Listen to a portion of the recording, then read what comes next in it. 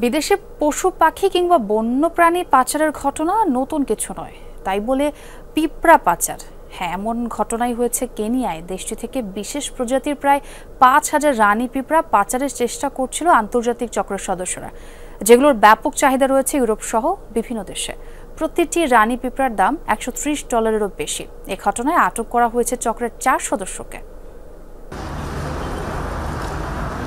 কেনিয়ার রাজধানী নাইরোবির আদালত প্রাঙ্গণের এ দৃশ্য দেখে চোখ কপালে উঠেছে অনেকেরই। প্রায় ৫,০০০ জীবিত পিঁপড়া উদ্ধার করা হয়েছে পাচারকারীদের কাছ থেকে। টিউব আর সিরিঞ্জে ভরে বিদেশে পিঁপড়া পাচারের চেষ্টা করছিল আন্তর্জাতিক এ চক্রটি।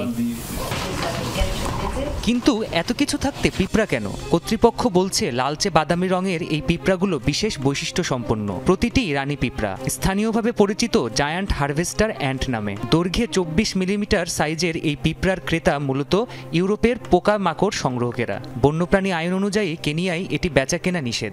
তারপরও প্রতিটি কুইন বা রানী পিঁপড়ার জন্য $১৩০ বেশি খরচ করে থাকেন তারা। রাজধানী নাইরোবিতে চালানটি সহ আটক হয়েছে ৪ জন, যাদের মধ্যে ২ জন বেলজিয়ান, ১ জন ভিয়েতনামি ও ১ জন কেনিয়ান নাগরিক। অ্যান্ট গ্যাং নামের আন্তর্জাতিক পাচার চক্রের সদস্য তারা। এটি একটি সংগঠিত চক্র।